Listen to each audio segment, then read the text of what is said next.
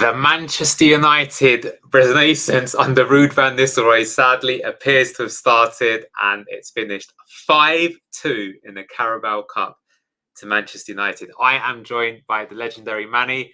Manny, speak to me. What did you make of that absolute carnage that was a football match? It was fun. It was a good. It was a good game to watch, end to end. Defending wasn't particularly. Well, it was pretty embarrassing, really, wasn't it? From both teams, to be fair. Defensive, both teams looked pretty shocking today. But it made for a weirdly fun game because they're almost equally as shocking, apart from higher quality finishing, an offside goal, a deflection. Well, I can't remember what else there was right now, but I actually think it's weirdly a positive kind of game and result in a way. What do you think? I was going to say, I think you're being generous to say that there was any defending going on in that match. The Okoli back pass was crazy. My sister is a United fan. It's peak. And Dallas Foxes, we made Man United look good. I absolutely agree with you. Wolves from Forest Fan TV got bent over by Forest, now by Man U. If you get bent over by Ipswich, will they sack him? Well, that's something to mention. Do you think that puts Steve Cooper's position in trouble, or do you think it doesn't really matter? This game has no impact on that situation. It's pretty much entirely different 11. Well, maybe one, well, apart from Okoli, it's probably 10 players that will change at the weekend. It's likely. So I don't think this bears any relevance. And they played pretty much a first team. I think it's fair to say. I'm not far off, certainly. And the disparity on paper is about 3 goals, if not more. So the fact that we scored 2, the fact that we didn't totally give up, and remember they scored their 5th goal with half an hour to go. So we didn't concede in the last half an hour, which is somewhat of a positive. But we didn't really think we were going to go there and win, did we? Maybe not, but did you think we were going to go there and concede as much as we did there? Because that was pretty poor, you've got to say. That is, of course, conceding 5 is poor, but I think you predicted pre-match that it'll be 3-0. This is kind of the same as 3-0, 3-goal difference, but it's better to lose 5-2 than 3-0, isn't it? Manny, Wolfie's put here, Manny, careful, you're sounding like a happy clown. Calibbo, the defense can't play in the Cooper system. We are so exposed, we're attacking and lose the ball. Absolutely embarrassing. I mean, I've got to say that defense thing was awful. Look at this, Manchester United, 23 shots, right? 4 big chances. They didn't even really have that much possession. That's pretty shocking. But here I've got the match ratings. Now, these aren't my opinion. This is purely done off SofaScore. It's done ratings. But look at this. Look at this back line. This is horrendous. Caleb Okoli, that's got to be a game to absolutely forget for him. Luke Thomas, I thought, was awful. Danny Ward, likewise, really, really, really poor. Yeah, fair play. Some of the comments here, Chris, they beat our reserves. Great, well done. Sean James, Reed, Ayew, and Skipper as players. If he comes out saying that the squad isn't good enough, then it's his fault. What did you make of some of those players? I think that's a fair place to start because those are players that we've signed this season. Let's start with Jordan Ayew. What did you make of his performance? It was pretty high work rate. He tries, he endeavours, but I think there's one example in the second half where he kind of got in a good situation near the goal. He tried to take the defender on the outside, and you saw him walking in treacle instantly. And you're like, oh dear, okay, this is the problem in the first place. But you know what you get with Jordan Ayew. It's going to be fouls, endeavour, and a few link play. I didn't think he was terrible, but he's Jordan Ayew being Jordan Ayew. Yeah, I agree. I actually think that rating's kind of good indication of, as you say, he did do a lot of good stuff, but he just can't ever really make the difference when he actually gets that ball in that dangerous area, which is something that Palace told us about. What do we make of Bobby Reed? Didn't think it was his best game, and I was a little bit disappointed with him. I'm not really sure what he's kind of in the team to do as such. Is he there to help out and defend? Is he there to try and get forward? I'm never really sure what position he's exactly playing. I mean, again, he's trying, so it's not a personal criticism of him, but a real lack of quality today. A question for you and everybody in chat. Does anyone think that Bobby Reed himself understands what position he's supposed to play? And I'm not trying to be facetious there, but I've seen him been tried now in a few places, like on the winger, starting as the 10, being the winger who drifts into the 10. And I don't know. I just don't think he knows positionally what he's supposed to do. I don't think he knows what he's doing in terms of passing. I don't think it's helping him. I think he's been like a real disappointment for us so far. Wolfie says he probably understands it better than Cooper does, to be honest with you. Chester Leicester's put Reed probably thinks he's a goalkeeper at this point. So I don't know. I mean, I think he's been very poor, to be honest with you, I've got to say. Let's maybe go through some of the other players that didn't normally. Well, let's say one positive. So how about Bilal El Khanous? What did you make of his performance overall? Overall, I was actually a little bit disappointed with some of the distribution, with some of the accuracy in the passing. Final ball was a problem. But, I mean, the strike, the half volley outside of the right foot, bit of fade just outside the keeper, in off the post, is a strike of quality and delight. So there's no way in hell that I'm going to kick a man after he does that for us today. So, positive signs for him. He's got that first goal under his belt. He'll feel better for that. Scoring at Old Trafford. He'll be texting his mates tonight and going buzzing. We lost 5-2, but did you see what I did, boys? So Morocco will be happy, and they should be, because it was a beautiful strike. Yeah, I actually thought at the start of the second half he was pretty good before he came off. He started feeling himself and getting more involved. It just looked like he had a bit more confidence about him. For sure, he definitely looks a bit raw. But yeah, Chris has put this here. Bilal was the one shining light, to be fair. And he's got some technique on his shots, to be fair. The one versus Southampton as well. I agree. You can definitely see there's a high ceiling on this player, I think. And I think him getting his goal will be like a big monkey off his back. Someone else who got their first goal for the club today, which might surprise you, but is true, was Connor Cody. So what did you make of his performance? Horror show. I love Connor Cody so much as a person. It really genuinely pains me to say that, because I think he could go on to be a really good coach, a really good assistant, or a really good manager one day. But he is just too slow to play at this level. It's just too slow. And the passing can be sloppy at times. And because he's slow, his positioning can be off at times. And you are bricking it if anybody starts bearing down on him every single time. I love Connor Cody so much, but he's not going to be a first teamer for us. I've always thought he's been a poor signing. I said that I felt maybe he'd be okay in the Championship, but there was a reason why Everton and Wolves didn't want him. And I would actually say that I think he looked slightly exposed even at the Championship level. So I think I got nothing against him as a person, but I just think he's someone that's just not good enough, to be honest with you. Yeah, this is a good comment. Cody just can't cut it nowadays, but yeah, fourth choice. But I mean, look, we've sent Ben Nelson out on loan, and you could get a game like this to be like, I don't know, maybe it's better for Ben Nelson. I thought he was our assistant manager now, anyway. Well, that he might be good at, to be honest, but therefore don't keep him on the pitch. Fair enough. Sean James said it made sense when we signed him. Absolutely wrong afterwards. I kind of agree with that. Let's move around a bit before I come to the other players. So you actually pointed this out to me, which I think is kind of an interesting hot take here. So Yannick Vestergaard came on late in the game, and it's interesting that James Justin didn't come off at all, but Caleb Okoli did. And of course, this game was, I think, fairly infamous in that you didn't see Harry Winks, you didn't see Ricardo Pereira, you didn't see Jamie Vardy. Buonanotte did come on, but didn't come on till late, and you didn't see Wilfred Ndidi at all. So I think we didn't see Fatal either. So I think you can sort of guess what the team's going to be on Saturday. But what do you think the back line's going to be against Ipswich Town? Nailed on back three centre-backs. Yeah. Ricardo comes back to play double pivot, sits back at right back when we're out of the ball. When we've got the ball, he drops into midfield. The three centre-backs fan out. It'll be Vestergaard on the left, on the centre, Okoli on the left, and it'll be Fast on the right. I'm absolutely convinced after tonight.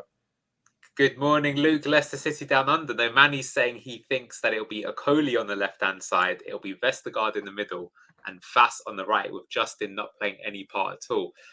Let's talk a bit about James Justin. What did you make of his game today? I thought he had a poor game today. I'm not one to be beaten up on him because, again, I factor in character, endeavour, personality. He's trying, but again, he's given a lot to do for a start. He's got a huge amount of that wing to cover. He's trying to get forward, which we saw a lot. And I think it was when we were 3-1 down, Cooper did make a change and he moved Justin way further advanced and went to a back three again. But it's almost he's getting messed around. He's right back, he's right wing, he's left centre back. but at the same time, his tracking of runners, when he does even get in attacking areas too, his delivery has been really, really bad this season. And I think it's time to give him a little breather outside of the team, and he'll get his chance again, I'm sure. Yeah, I agree with you. I think he's looked all over the place. I think if you take his 2 goals away from Arsenal, it's not necessarily his fault. He's been asked to play in a very odd system. It's interesting because we're playing Ipswich on the weekend, and Ipswich actually use what Cooper's system would be, but they use it in a non-shit way. And they use Leif Davis. But it's funny how they have the same problem that we do, I feel, which is that they give away so many chances every game. And it's because you've got this player who's often found way upfield when you're caught in transition. It'll be interesting to see if we can expose them. You'll be able to see that in the match preview coming out on this channel tomorrow at 9 a.m. But we can have a look at that. So you look good, says Clemo. He was all right, but we said he didn't really provide the quality when he needed it. Yeah, but I always do. So you like a trier, Clemo. That's what I think you do. I think you and me would get on. Chris says, don't think we should have risked Buonanotte. It was stupid, annoyed me. Maybe we want to keep the match fit. But I tell you what, let's talk about a couple of players that I think you would probably have quite a lot to say about, Manny. So let's start with Mr. Ronseal himself, Ollie Skip, who's actually our highest rated player. I just want to throw that out there. What did you make of Skip's performance tonight? Ronseal, okay, I'd give it a standard 7. 7's not bad. And it sounds like I'm criticising because I say it without enthusiasm. And the only reason I say it without enthusiasm is because I never see anything dynamic. I never see anything out of the ordinary. I never see, do you remember, I know this is an extreme version, but that Cole Palmer pass the other day, for example. I've seen Dennis Pratt do that at times, believe it or not. Yeah. I've seen him drill an unbelievable pass, and I haven't seen anything exceptional. However, work rate, tackling, all good. Positional problem a bit. I don't know if it's his fault or not, but I feel like he's can sit very close to his back four, and he doesn't get out to press maybe as high as he could do. But you can never really dislike or hate on somebody who's full of endeavour and full of solid play. But solid's not really my way to go ever. So yeah, Clemo said he's consistent, and I think Sean sums it up best. He just says blue collar player. It's like having RU in midfield. Yeah. That's fair. And you know what then? So this was interesting. This is where these match ratings, I mean, like I say, we don't come up with them. These are done automatically by an algorithm. So I would compare him to his midfield partner tonight, who's Boubakary Soumaré.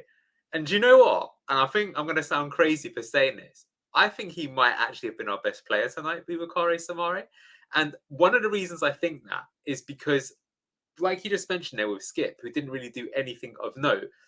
I mean, he did lose the ball sometimes, Soumaré, but Soumaré actually did quite a few things that were pretty good. That shot obviously was unlucky, but a lot more than that. Look, some other people are saying kind of agreeing with me. Soumaré had a better game than Skip today.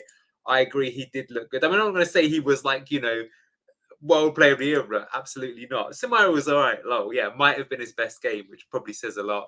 Passes were clean. But what do you think, Manny? Am I crazy, or was he actually half decent tonight? I thought he was our man of the match tonight.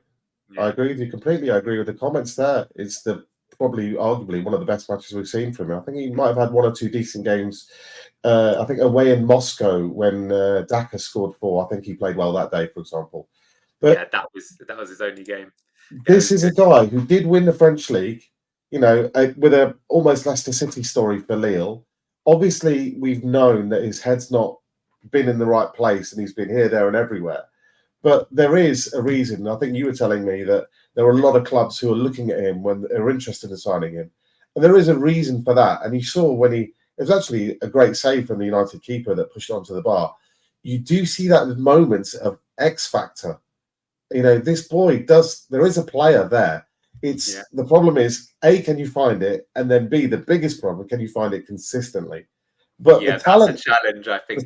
Even in the same game, he can be inconsistent. Here we go. Clemens, but Manny is always spot on when he's not talking about IU.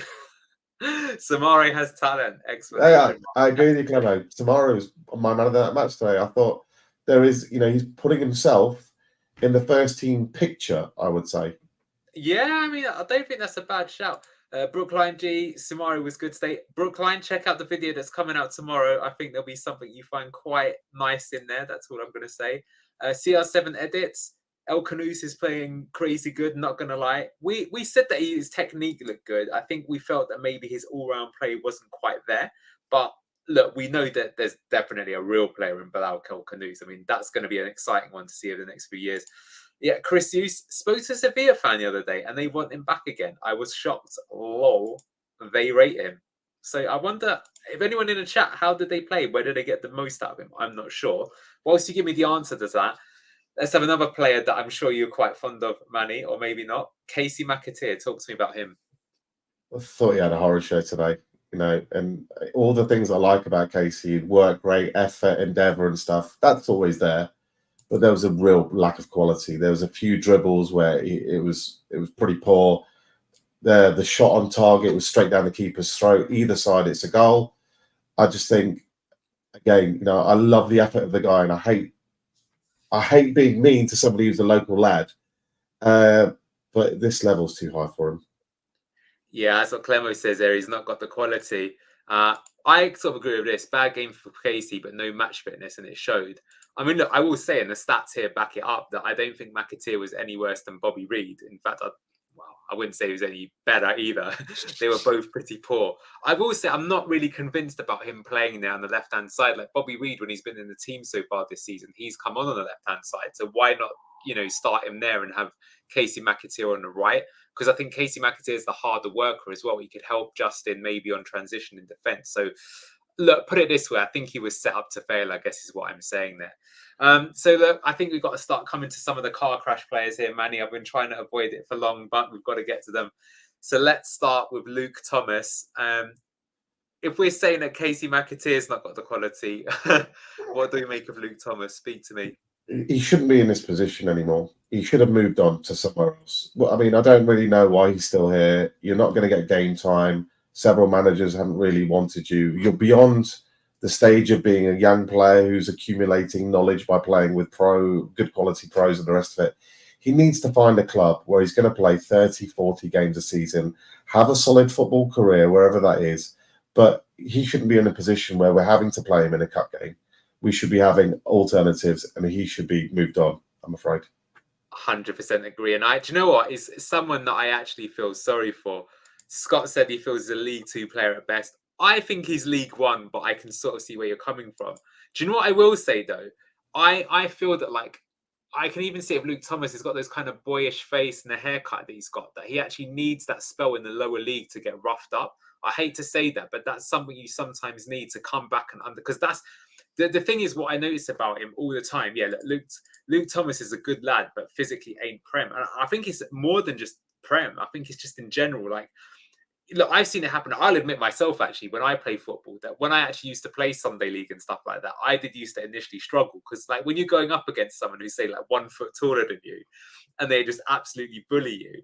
And you're like me, and if you're Asian or whatever like that, that used to happen sometimes, sort of thing on the pitch. And no, it is like a mark of the man. Are you going to go hiding, or are you going to show them what you're all about? And I don't think he's ever really conquered that. Chester, Luke Thomas reminds me of a stop he's already dead meme. He needs to get game time somewhere else instead of being exposed to it. I think that's a really good way of putting it, Chester. All right, let's talk about Caleb Okoli. Do you remember in pre-season, Manny, when we were looking at Caleb Okoli and we thought this looks like an absolutely horrendous signing? And then actually, to be fair to him, he comes into the team, I think it was against Tranmere, looks all right, gets into the first team, had a real good run of games. But today, God almighty, what was that all about? Absolute howler from him today. Firstly, I have to question why he's on the pitch in the first place. Yeah. I don't really know why we've got one first teamer and it's him playing again. I think he played in the last round as well, if I'm not mistaken. Yeah. He's new to the country. I know he's a big physical lad, but he also does need a breather at times. And it looked like somebody who was in no mental state to be playing tonight. And I'm hoping, perversely, it works in our favour. So he's got his bad game out of the way. He's got his few howlers out of the way. And he'll be back on it at the weekend, is my hope. But, yeah, it was absolute howler from him today. Actually, several howlers, and it could have even been worse. And it just felt like a bit of a training game at times, a pre-season friendly game. And yeah, but I'm certainly not going to criticise Okoli because I think he's been outstanding for us this season. and I'm sure he'll be outstanding again at the weekend. I hope so. I mean, that was like that was. I don't think you'll see a worse display all season. The fact that he was worse than Luke Thomas says it all there. Yeah, that back pass, the less said the better. Someone said he made a good tackle on Justin, which probably sums it up from Caleb Okoli. And Okoli should not have played at all. If you're going to swap the team, swap the team. Yeah, I agree with what you're saying there, Manny, because I think the worst thing is when you get something like this is that you can damage someone's confidence. You know, I think to be fair, where it can work in your favour is like, say, El Canoes, even though we've got battered, he's going to be coming away and he's going to be feeling quite confident now. He should have scored against Southampton, very unlucky. Great goal tonight. Started to feel himself. He probably really feels that he's challenging for a first team spot. Okoli, though, is the opposite. He's got into the first team. And now that he's dropped an absolute clanger, you know, there might even be now some doubt from other people in the team. They're not going to trust him so much. I will say that I find it interesting that with Okoli, you know, he's played so badly there, but is that because of those around him? When he's next to Fass and, you know, he's got Hermanson behind him, that he looks a lot more solid. And is that one of the reasons why he was just so poor? Because, yeah, I mean, people were saying, wow, Fass in Okoli's mind or something like that. Ben Nelson recall. I wouldn't be against that, to be honest, if he's getting good reviews there.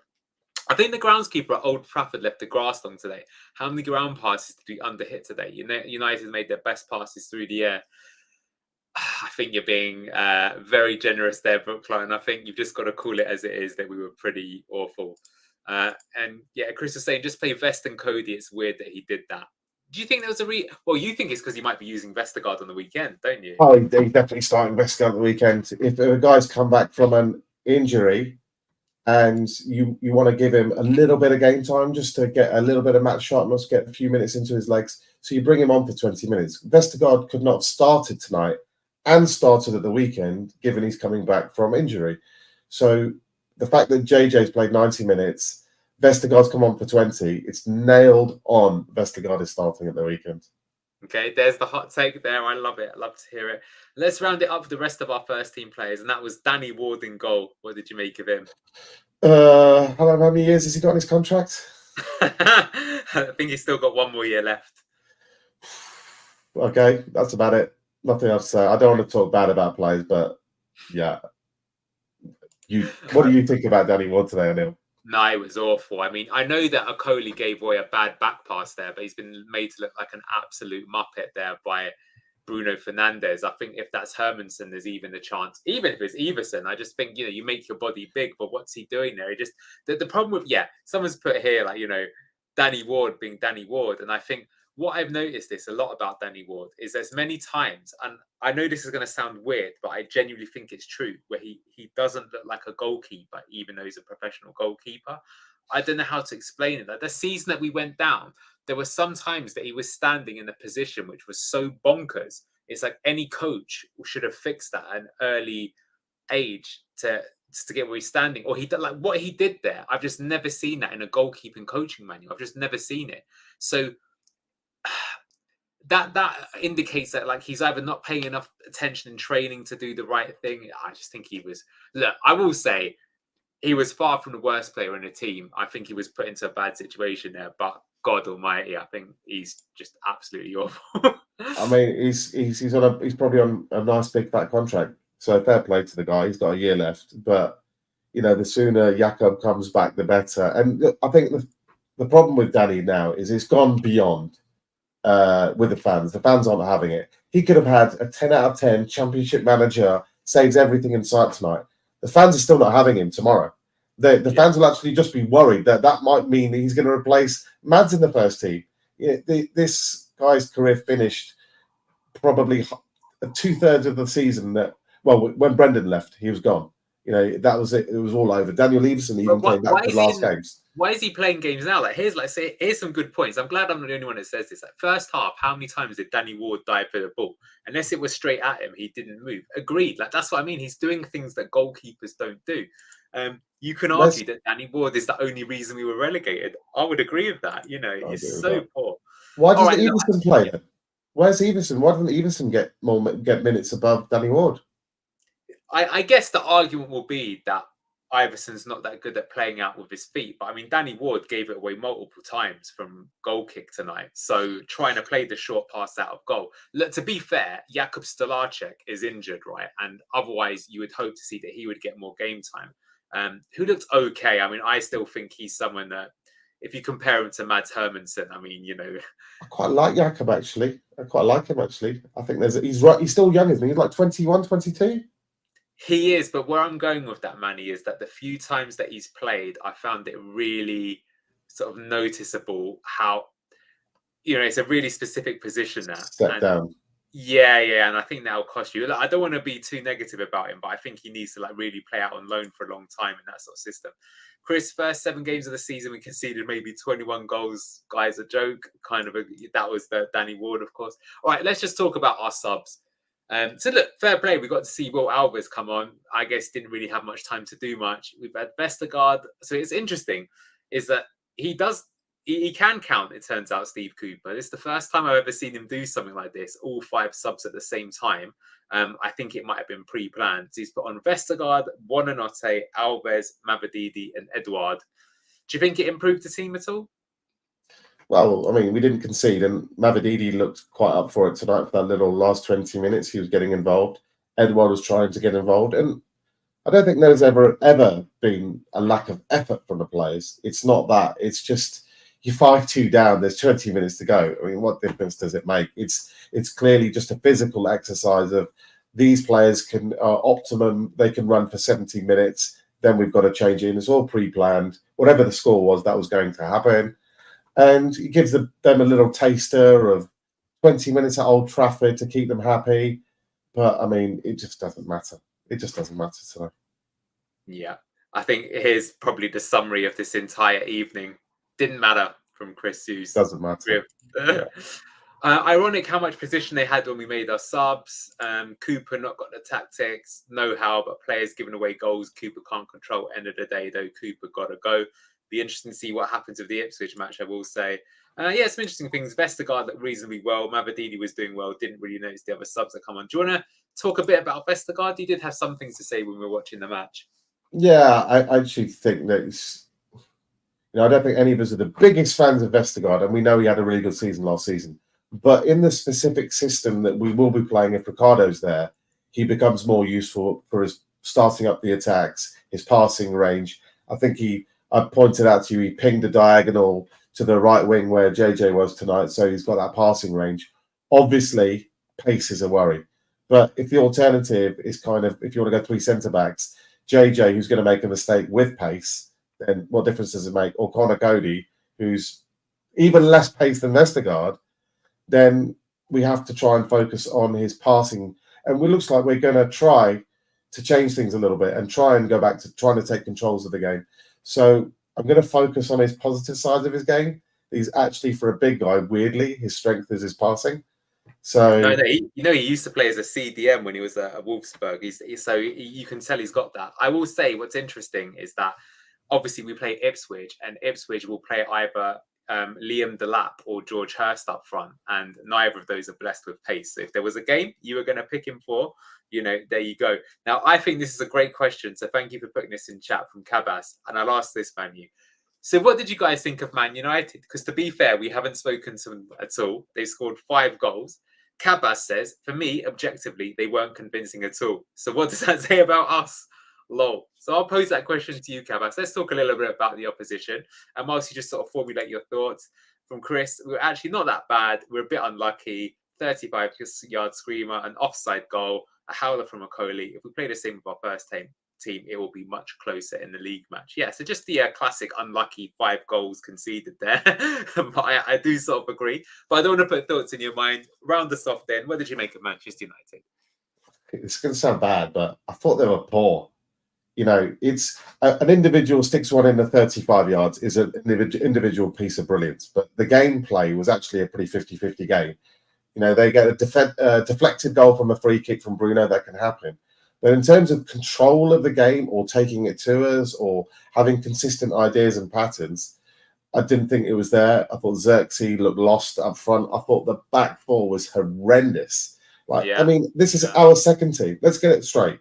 It's not our first team. It's our second team.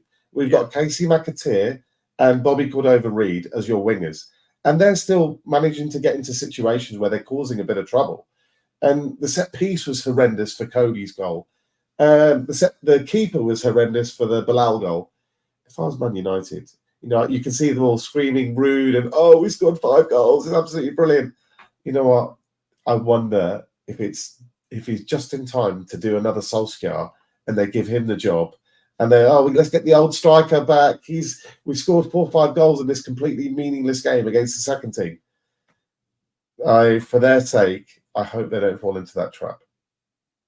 I kind of hope they do, because I've quite enjoyed the fall of Man United. But I very much agree with what you and a lot of chat saying. I feel that Manchester United, they just sort of a moments team. They have quality, and their quality really shone through at times in this match. You've got to say some of the goals they scored were fabulous, but in general, they don't really have a clear game plan. They can't control a match, and you can see why so many teams are able to kind of beat them. But yeah, I think fair play from Scott. Fernandes and Casemiro run the show. They absolutely did. Not just the 2 goals from them both, but they did play quite well. It'd be interesting to see if Ruben Amorim comes in, what he does with him. But all right, I said I'd wrap up, but 5 more minutes I think we'll spend on this. So huge game coming up on Saturday. This is absolutely huge game. And it's an interesting one. I'll just give you my thoughts. This will be in the video tomorrow, but I have to say I really rate Kieran McKenna. I think he's a great manager.